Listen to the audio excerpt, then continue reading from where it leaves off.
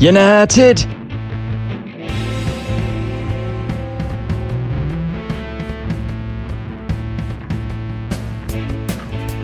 Ladies and gentlemen, welcome back to Very Biased Opinions and welcome back to Premier League predictions. How about that introduction? Ian has put the work in this year. This is a great introduction. I'm very happy. Very impressed. Anyway, look, enough of me talking about how great Ian is. Welcome back to Very Biased Opinions. It is the first week of the Premier League, and we are going to rattle through this as quickly as possible because you should have a look in the top right corner. We had done all of our preseason prediction stuff already, saying where every team is going to end. So if you want in-depth analysis, that's where you should look. Additionally, please sign up to our pool tracker competition. There's £400 to be won. It's cash free. It'll go straight into your account. There's a £50 prize after 10 weeks, £50 prize after 20 weeks, £50 prize after 30 weeks, and £250 to the overall winner at the end. So get in there, sign up. It's free money. It costs you nothing. Click below. Exactly. Also, we're an Amazon affiliate. So please, if you're going to buy something on Amazon, click below. Or if you want a free 30-day Audible trial, have a click below as well. It's free. You get 2 free books. And after that, if you want to pay for it, you can. And if you don't, just cancel it. But without further ado, Ian, lead us into the first match. And kicking us off for Season 3 in Very Biased Opinions, it's champions Liverpool versus newly promoted, so Championship champions, Leeds United. So I think we should do this differently. Normally, each of us pick a team and give a prediction. But I think considering we've literally talked to death about these teams, again, guys, go check out our preseason predictions. Just tell me what you think of this match and what you think the result's going to be.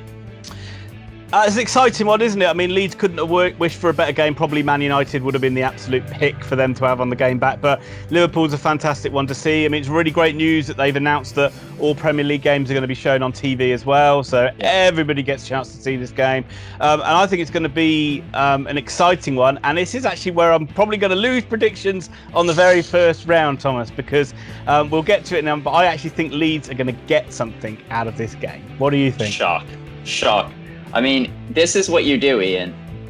Week in, week out, Liverpool win, and week in, week out, you're like, but it's time for a shock. But it's time for a shock. And I'll admit, when Watford beat them last year, it paid off well for you. But for the other 37 weeks, it was a tough time for Ian Allen in prediction. I don't think I even picked them that league to lose. You wouldn't with Watford playing, would you? It's going to be great to have Leeds back in the league. I really like their style of play. I really like Bielsa, and you know that Bielsa is going to set them up to try and frustrate this Liverpool team. But I just think it's a bit of a baptism of fire for their return to the Premier League. And I feel like Liverpool are really they're going to gun for this match. They know Leeds are going to come out and try and possess it, and they're going to be able to counter and get behind them. I think Liverpool are going to win this game. I think it'll be tight. My score prediction would be 2-1 for Liverpool to win. Yeah, I'm going to go for a draw in this one. You've already know that I think Leeds are going to get something out of it. And I'm just basing it off what we talked about in pre-season of Liverpool, just not quite hitting the standards that they hit last season. And I think this is going to be a game where they have to scramble a draw from behind. And I see it being a 1-1 draw. I see Leeds taking the lead and Liverpool getting a late equaliser. Pretty much like what happened in the Community Shield. It's time for our Grandstand Betters Pick of the Week. It is Newcastle United versus West Ham United. It's time to talk about, Thomas, the greatest manager in Premier League history. It's time to talk about... No, we're done. I'm sick of this. It's over. I had to deal with this for at least a calendar year. I'm sick. I'm done. It's over. No more Steve Bruce. No more Messiah. No more second coming of Kevin Keegan. You can talk about Newcastle like the club they are, an almost Saudi Arabian club that's no longer a Saudi Arabian club. Well, as I'm not allowed to have any fun, Tom, I better talk about the game. I said, again, I think this one's going to be quite an evenly matched match. And I think this one might be a draw as well. I mean, since we did our predictions, Newcastle have had a raid on Bournemouth by the looks of things. They picked up Callum Wilson for 20 million and Ryan Fraser for free. I think Callum Wilson, it looked like he was going to go for Villa, and Newcastle have just got nicked in and got him. But I think he's a great signing for them. I think he's a goal scorer that they really need. And he's the sort of guy that should be in the box for the limited number of chances they create in a football match. But again, I'm going to be pretty boring in this one and predict a draw. What do you reckon? I reckon it's going to be a draw as well. I'm just going to say it right now. I reckon it's going to be 2-2. I think Callum Wilson's a great addition, though, and that they have, and you've talked about it before, like one of the hardest working midfields and kind of winger pairs, and like Maximan, Almiron, Joe Linton coming in, the Longstaff brothers in the midfield. Like everyone runs really hard at Newcastle. There's just never been an end product. And Callum Wilson's proven at Bournemouth that he can have an end product. Obviously, last year was a bad year. He's 29 now, so 20 million quid for him. It could end up being a bargain if he can even get 10 or 15 goals, because they could really use that. I think their top goal scorer had like 7 or something last year. So I think it's going to be good for them. I do think it's going to be a draw. West Ham love to mess up, and Newcastle are really going to try and grind and get results against teams like this. So I'm going for 2-2. Do you know what? I'm going to be even more boring, and I'm going to match your score of 2-2. I just see this being a classic game where West Ham will just be West Ham and mess it up. And I just see that, like, them maybe even being 2-0 up and just Newcastle getting 2 goals in the last 5 minutes or something like that. But kind of both sides finding their feet and a nice little draw for both sides. It is Fulham versus Arsenal. I mean, this is a great game because Arsenal love to lose to promoted sides. They love to ship goals to sides they shouldn't. If I can't talk shit about Newcastle, I can't have fun and talk about Newcastle, then surely, well, you can do whatever. I'm not going to put restrictions on you. No, keep those downvotes coming in, Arsenal fans. I actually think Arsenal are going to win this game. I think they're coming in on a high. They've actually signed a defender, something they normally refuse to do in a summer transfer window. So I think that they're going to come in and really view this as an easily winnable match. I don't know what Fulham we're going to get.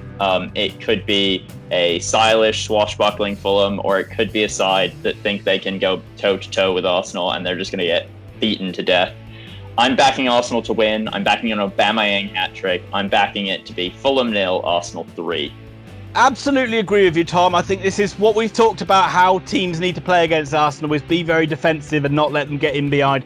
But I just don't think Fulham will be able to help themselves. A home game, first game of the season, there'll be too much excitement and they'll just try and go at Arsenal and try and catch them cold, and Arsenal will be able to pick them off. And but I think Fulham will get a goal. I think Fulham 1, Arsenal 3.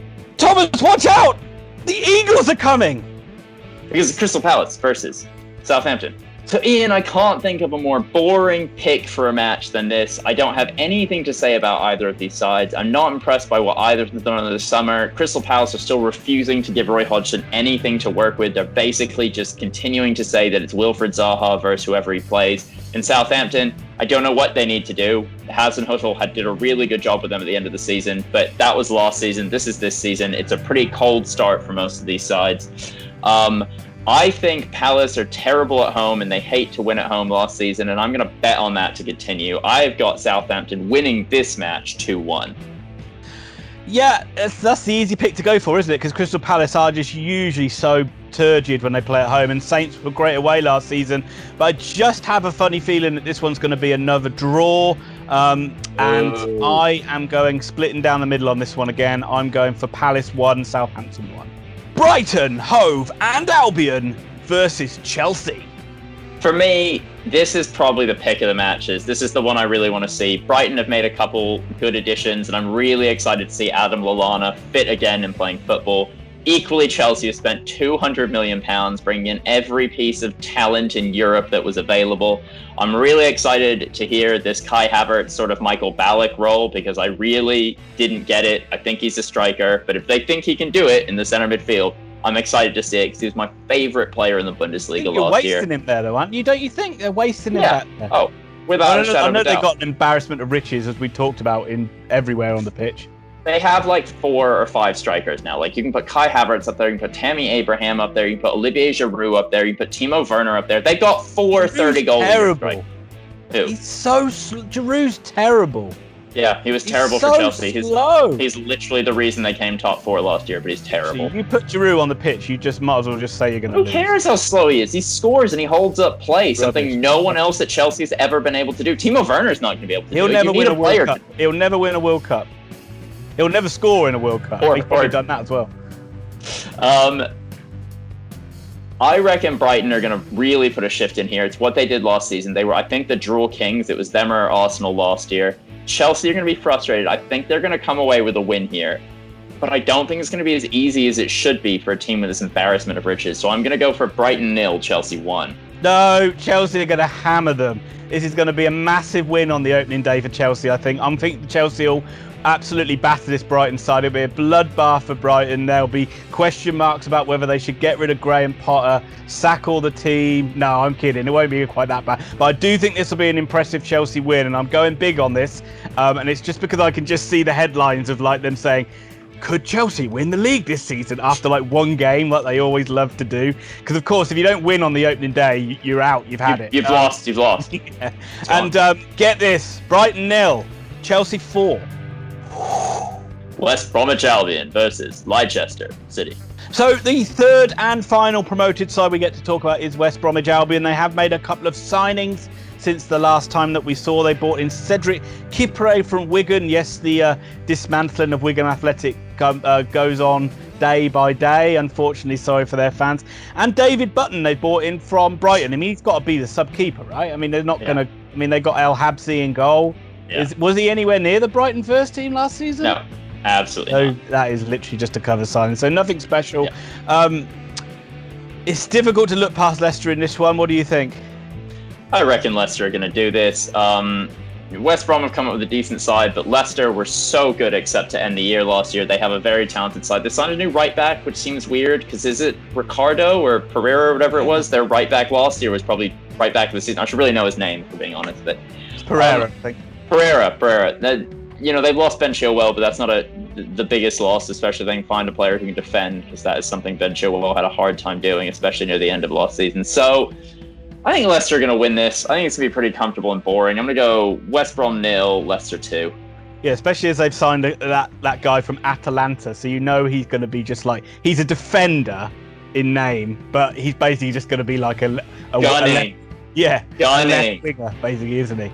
But so I also think Leicester are going to win. Too strong for West Brom. I think it'll be quite a tight game though. I'm going for a 2-1 Leicester win. Sheffield United versus Wolverhampton Wanderers. Well, I've no doubt you want to talk about Wolves, Thomas, because they've made a couple of exciting signings. They've gone and brought in a lot of attacking talent again from Portugal. So, you go and tell me about these guys they've signed. I mean, obviously the most exciting one and the one I'm going to talk about now, because they signed 2 left backs or something, like 2 defenders alongside it, but it's Fabio Silva for over £30 million from Porto. Really highly thought about. Obviously, Mendes has worked his magic for the 100,000th time for this club. The Spirit being given some actual backing, but they still only have, as far as I know, 21 or 22 players in their first team squad, which may seem like a lot. But for a club that's going to play something like 55, 60 matches this season, it's going to be really tough. And they're going to have to really hope that an 18-year-old can kind of change their season around. Obviously, he's almost the backup to Jimenez at this point. But Jimenez cannot play the amount of games he played last season without burning out again. So he needs that bit of backup, or at least someone to come on and take him off with 30 minutes of the game left. I like the signings. I'm going to be honest, Ian. I like it. I like this Wolves side. How do you feel about this match? I think this Wolves side looks impressive as well, but let me tell you about these exciting Sheffield United signings, which couldn't be more Sheffield United signings if you tried. They've gone and taken the right back and the left back from Derby. That's right, raiding that championship once again. Jayden Bogle and Max Lowe have both come in from Derby. So, they're just going to be sort of hoping that these are sort of players can make the adjustment, punch above their weight, which is what Sheffield United's all about. In terms of predictions, I do actually think Wolves are going to win this one. I think it's going to be a really tight game, but I think Wolves are just going to edge it. I think it's going to be a 1-0 win for Wolves. I mean, they're even signing Ramsdale, who's essentially a championship goalkeeper. So, everybody they sign. That's going to be every week, isn't it? Yeah, every week. I hope Aaron Ramsdale has a screamer in this game, so we can. He probably will, and I'm probably gonna be hated by Sheffield United fans, but I'm okay with the situation. I'm gonna go 2-1 to Wolves. Tottenham Hotspur versus Everton. This looks like a really fascinating match. Spurs, obviously, we picked to be top 6 side. Everton, we picked just outside that. Everton have finally signed Allen and James Rodriguez, though if you watch our video for preseason predictions, we thought both of them were going to be there. But James Rodriguez actually coming is a huge thing. The BBC have done a big piece on him, and you look at him, and his best times have always come under Carlo Ancelotti. It's when he's been at his best. And then you look to when he was a younger player at Porto and at Monaco, and he really was fantastic. He was even fantastic in his first year at Real. So I think that this is a real coup of a signing. This is exactly what their chairman, the guy who bought Everton, wanted. It's these sort of big names, and Ancelotti's brought him in. James has got to, do you think he's going to be able to get up to the speed of the Premier League quite quickly? He's going to he always seems a bit of a lightweight kind of player, a bit of a I just think he's the sort of player that can unlock a defense, and he can score from anywhere. We've seen it enough times. He's a totally different weapon for Everton to have on the pitch. But for Ancelotti to bring in a player like that, it shows you the clout he has in the game. Without a shadow of a doubt. You can't underestimate his ability to sign big players. It's huge. And it is exciting. The names that are in the Premier League this season are absolutely exciting. And coming up against Jose, well, what do we think Jose is going to pull out of the bag for this one? Nice, slow and steady 2-0 win for Spurs?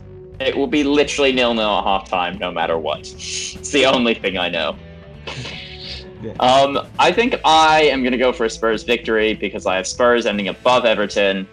I think they're going to win 1-0. I think Spurs are going to win as well, and it's just because they just seem a little bit more settled at the moment. Everton have got a lot of new players they got to fit in, and this is Jose. You get the feeling this is going to be a classic Mourinho, and I'm going to go for a 2-0 Tottenham win. Okay, everybody, that is round 1 in the bank for the Premier League and for season 3 of Very Biased Opinions. As always, let us know your thoughts down below. You can put your predictions down in the description, but also you can join our predictions competition as well by clicking on the link that's in the description, and it'll be on the pinned comment in the comments as well. Please give this video a like. It helps us out so much on YouTube, and subscribe to the channel if you haven't already done so. Go check out Grandstand Betters for all of your betting needs. Thomas, do we have anything else to add? I think the lack of fitness is going to come back to bite a lot of teams, and there's going to be goals scored in this that would not be normally scored, but people are tired. They're trying to get back to fitness. And if I'm wrong, I'm wrong. And you know where you can prove me wrong? You can prove me wrong in our Premier League predictions pool and win some freaking money, because me and Ian are in it. Our predictions here are the same as our predictions in that pool. Come, challenge us, beat us, show us how you're cleverer than we are.